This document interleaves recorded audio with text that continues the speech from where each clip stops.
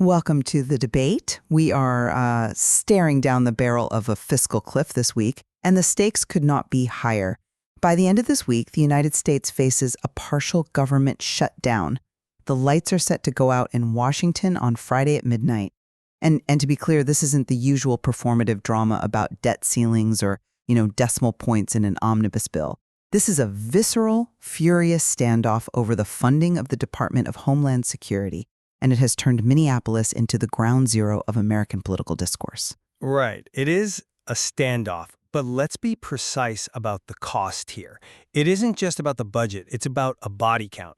The catalyst for this whole crisis is the shooting deaths of two U.S. citizens, Alex Prey and Nicole McClellan Good, also known as Renee Good, at the hands of immigration officials in Minneapolis in the span of, a single week. That reality, that has triggered a firestorm that makes a government shutdown look like a procedural hiccup.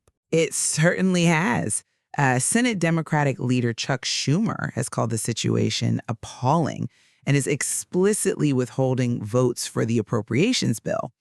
We're even seeing calls for the impeachment of Homeland Security Secretary Kristi Noem. But the question we are grappling with today is whether holding the entire federal budget hostage is the right mechanism to address specific operational failures in law enforcement.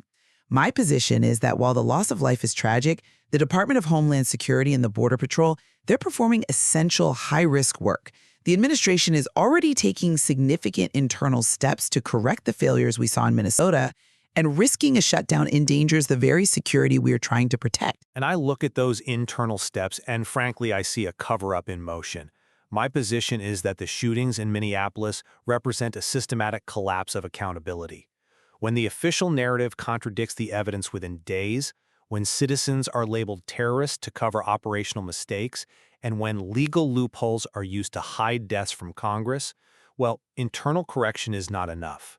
Legislative intervention, specifically the power of the purse, is the only check left. If we fund this without conditions, we are endorsing the tactics used. Then let's look at the tactics and the response, because I think the endorsement argument ignores what is actually happening on the ground. The administration isn't sitting on its hands. They acknowledge the situation in Minneapolis is chaotic. Secretary Kristi Noem initially reported that Alex Prey attacked officers first, and we cannot ignore that a weapon was recovered at the scene. These agents are making split-second decisions in hostile environments. But look at the response. The administration has sent Border Czar Tom Homan directly to Minneapolis. He is physically there, meeting with Mayor Jacob Frey and Governor Tim Walz right now. Sending a czar to smooth things over isn't the same as fixing the doctrine that caused the problem. But it's high-level engagement, and it's not just meetings. High-ranking commanders, specifically Greg Boino, who has been a key figure leading operations from Chicago to North Carolina, are being removed from public-facing roles. That signals to me that accountability is happening. Commanders are being swapped out. To shut down the government over this it's a disproportionate response that puts national security at risk over what are admittedly terrible, but specific operational disputes. I think you're being far too charitable with the timeline. You mentioned split-second decisions, so let's look at the actual seconds. You're right, the Secretary Noem immediately defended her agents, painting Prey as the aggressor, but the Border Patrol's own internal review, which was only sent to Congress last night because the pressure was boiling over, shows that only 5 seconds elapsed between the moment officers engaged with Prey and the moment he was shot. 5 seconds. In a tactical entry, 5 seconds is a lifetime. In a civilian environment, 5 seconds is barely enough time to process a command, let alone assess a threat and decide to take a life. In that 5-second window, they claim they identified him, engaged him, a struggle ensued, and they determined lethal force was necessary?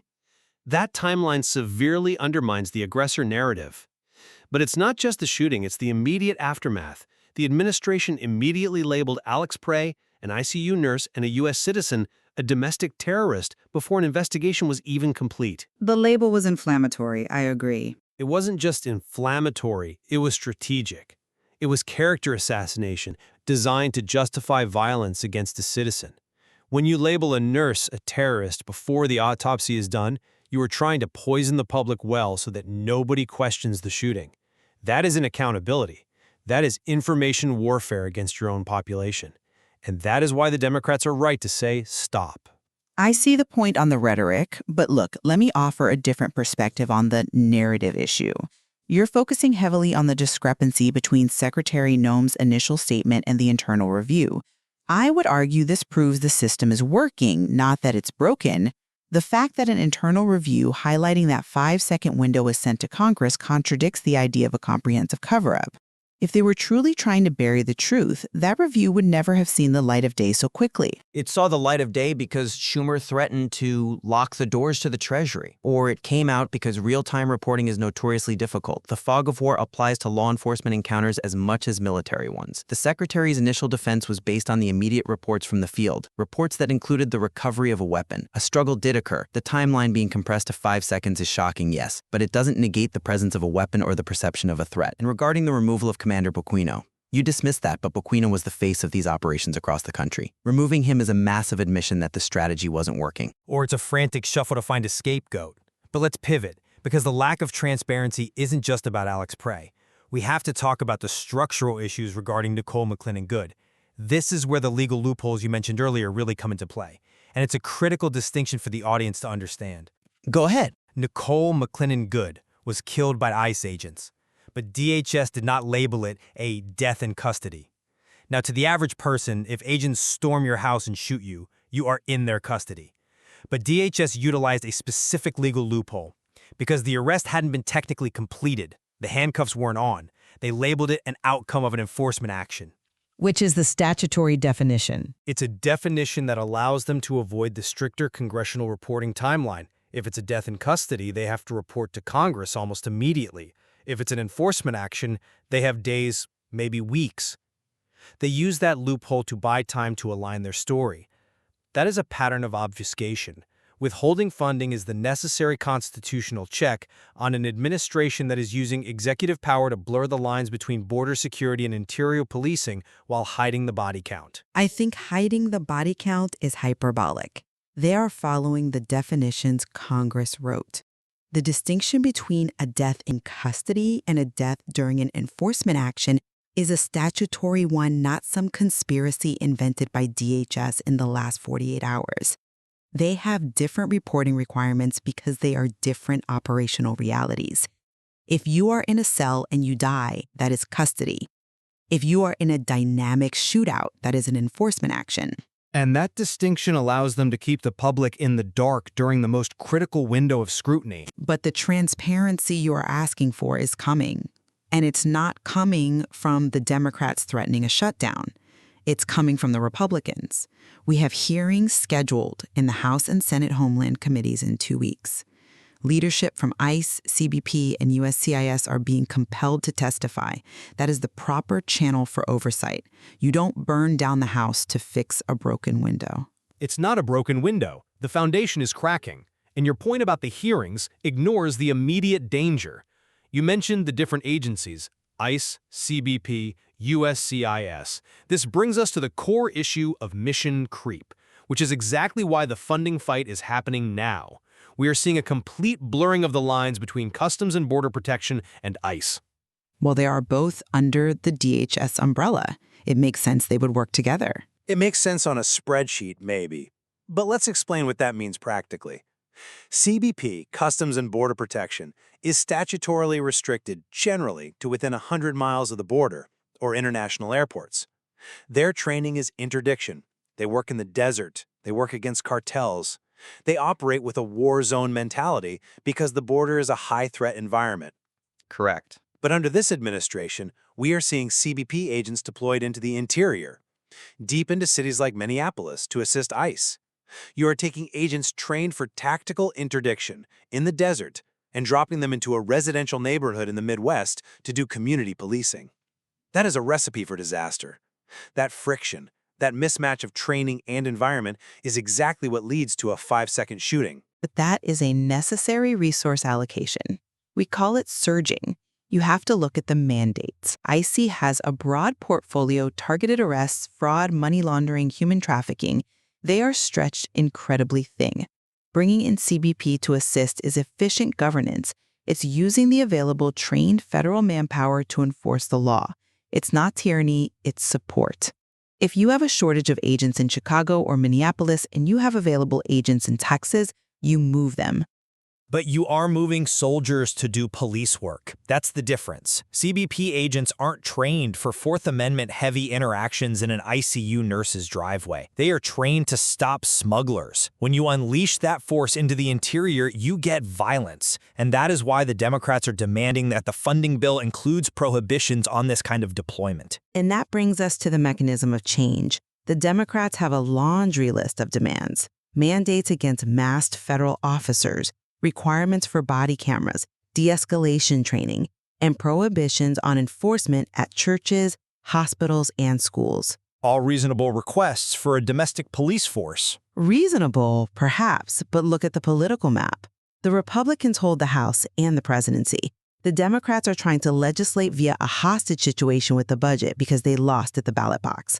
They know they can't pass a standalone bill banning CBP from Minneapolis, so they are threatening to shut down the government to force it into the appropriations bill. They are trying to legislate via the budget because executive actions are worthless in this context. You keep mentioning that the administration is fixing it internally. Well, internal steps can be reversed with a memo. Executive actions can be overturned the next day. The Democrats are right to dig their heels in here. If we want body cameras, which might have cleared up the Prey shooting instantly, by the way, that needs to be codified in law. But is a shutdown the way to get it? It's the only leverage they have.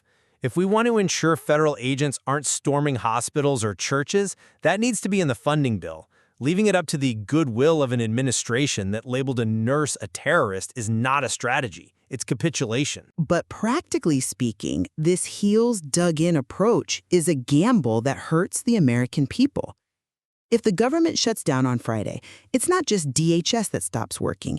It's a ripple effect across the entire federal apparatus.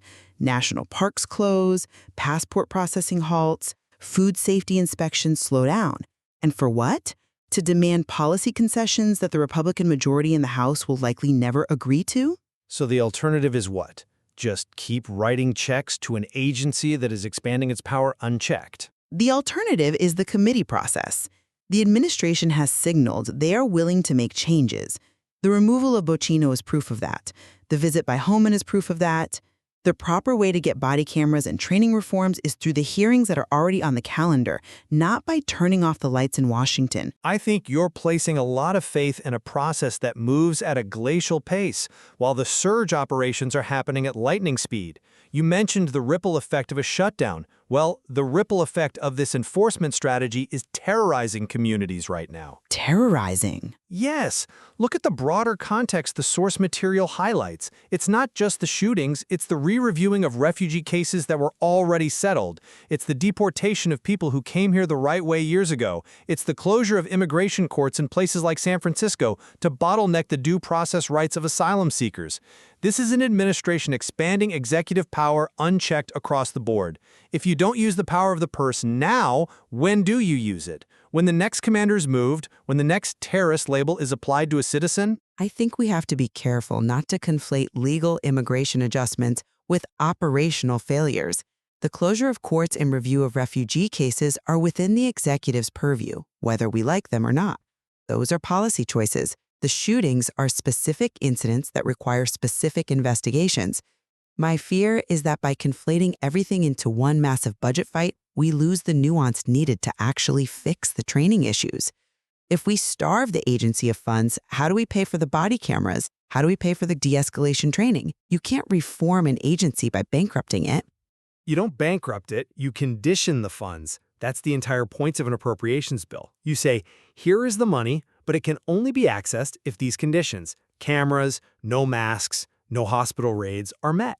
That isn't starvation, that's supervision. And frankly, considering the rapid escalation we saw with Prey, supervision is desperately needed. I see the logic, but conditioning funds in a hyperpartisan environment often leads to paralysis. If the Republicans in the House refuse the conditions and the Democrats in the Senate refuse the funding without them, we hit a wall. And while we debate the legislative maneuvering, the situation on the ground remains volatile. Tom Homan is trying to stabilize it. Is he stabilizing it, or is he securing the perimeter for the narrative? He's meeting with the Democratic governor and mayor. That's a sign of good faith. To summarize my view, the tragedy in Minneapolis is undeniable, but the system is reacting. High-level officials are on the ground, commanders are being swapped out, hearings are scheduled. Shutting down the government is a blunt instrument that will likely cause more chaos than clarity. We need to let the oversight process work through the committees where Republicans are already asking the tough questions. And I'll summarize by saying that waiting for the system to react has cost lives. The pattern of behavior, from the rapid demonization of Alex Prey to the legal maneuvering around Nicole McClin-Good's death, shows an agency that is prioritizing narrative control over truth. Without the hard leverage of the funding bill, without codified demands for transparency and limitations on where and how these agents can operate, we are just waiting for the next tragedy. Executive power is expanding, and Congress has a duty to rein it in, even if that means bringing the machinery to a halt. It's a precarious moment for the country. Both sides agree that the upcoming testimony of agency leadership will be pivotal. We need to hear directly from them regarding the 5-second timeline and the death in custody definitions. Absolutely. And I would urge our listeners to look closely not just at what is said in those hearings, but at the actual text of the funding bill if it passes. Look to see if the proposed executive actions actually materialize into policy, or if they just vanish once the news cycle moves on. There is certainly more to explore in the material as this week unfolds and the deadline approaches. Thank you for listening to the debate.